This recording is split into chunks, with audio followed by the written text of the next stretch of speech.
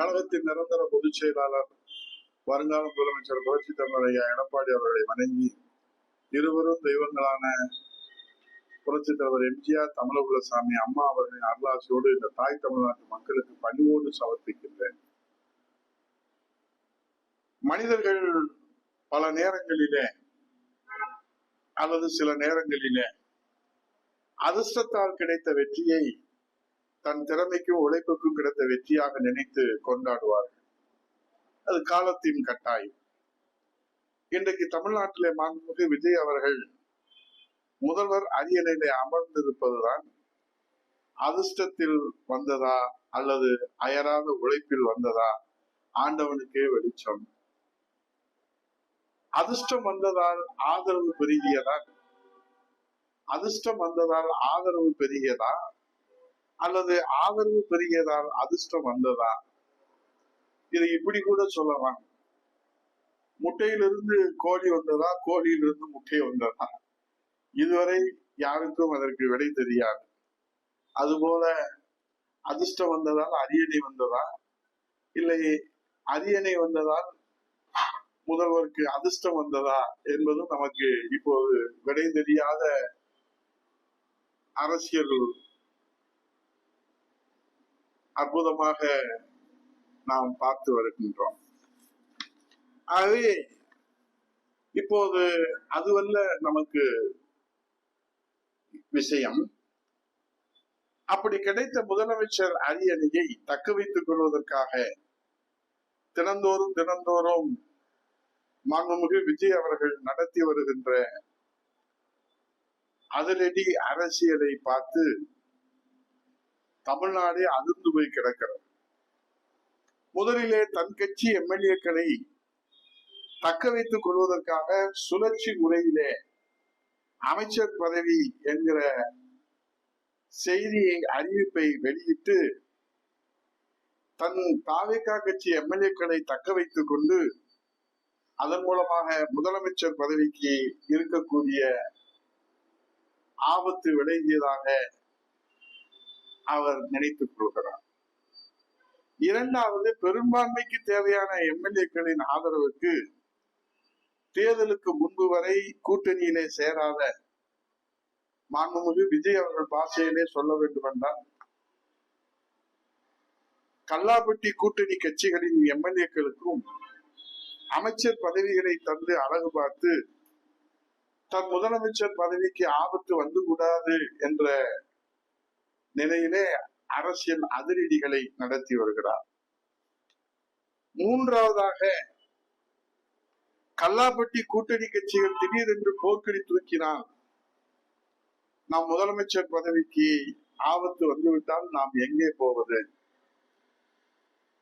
ஆகவே அதிர்ஷ்டத்தால் வந்த அரியணையை காப்பாற்றிக் கொள்வதற்காக காருக்கு ஸ்டெப்பினி வைத்துக் கொள்வதை நாம் பார்த்திருக்கிறோம். ஆனால் இப்போது தாவேகா கட்சிக்கு ஸ்டெப்பினியாக அடுத்த கட்சி எம்எல்ஏக்களை ராஜினாமா செய்ய வைத்து அவர்களுக்கு தாவேகா கட்சி எம்எல்ஏ என்கிற முகமடியை மாற்ற வைத்து கல்லாப்பட்டி கூட்டணி கட்சியினாலே ஆபத்து வந்தாலும் சரி, தன் கட்சி தாவேகா கட்சியினுடைய எம்எல்ஏக்களால் ஆபத்து வந்தாலும் சரி, இந்த அடுத்த கட்சி எம்எல்ஏக்களுக்கு தாவேகா கட்சி முகமடி அணிந்திருப்பது அவர்களை வைத்து முதலமைச்சர் பதவியை தக்க வைத்துக் கொள்ளலாமா என்று அவர்கள் காட்டி வருகிற அதிரடி அரசியல் சும்மா விஜய் பேர சொன்னா தமிழ்நாடே அதிருது இல்ல. நம்ம குரு பயிற்சி சனி பயிற்சி பார்த்திருக்கிறோம். இப்பெல்லாம் தமிழ்நாட்டுல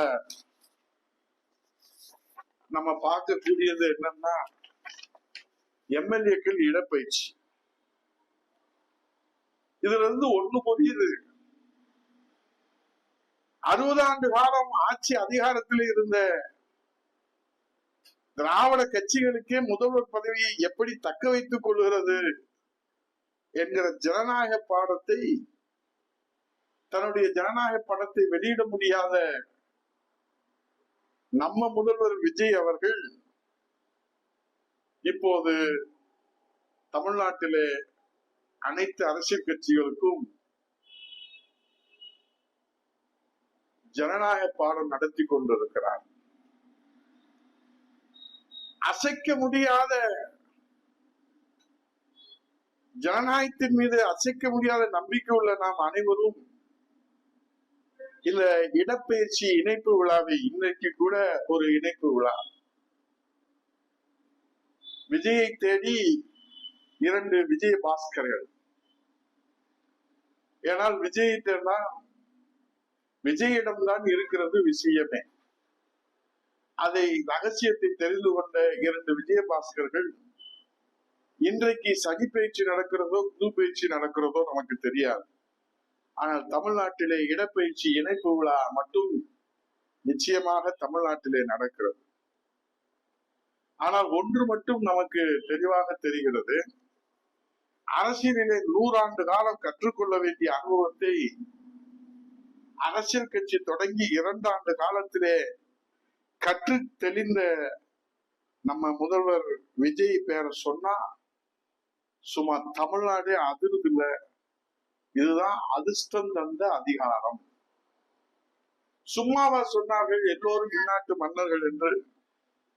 ஆகவே மன்னராக மாறுவது மட்டுமே தன்னுடைய கடமை என காய் நடத்தாமல் மக்களாட்சி தத்துவத்தை தமிழ்நாட்டில் தலைத்தோங்க செய்வாரா? டிரான்ஸ்பரன்சி, வெளிப்படை தன்மையான தன் அரசாங்கத்தின் மூலம் அரசியலிலே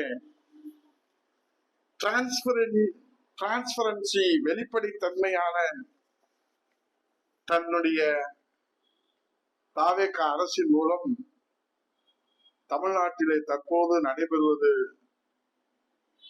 விஜய் அவர்கள் அடித்து ஆடி வருவது அதிரடி அரசியலிலே ஜனநாயக அரசியலா, ஆள் பிடிக்கிற அரசியலா?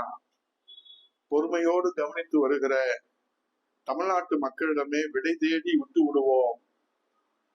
நல்லது நடக்கட்டும், கான்பிடண்டா இருங்க, நல்லதே நடக்கும். நன்றி, வணக்கம்.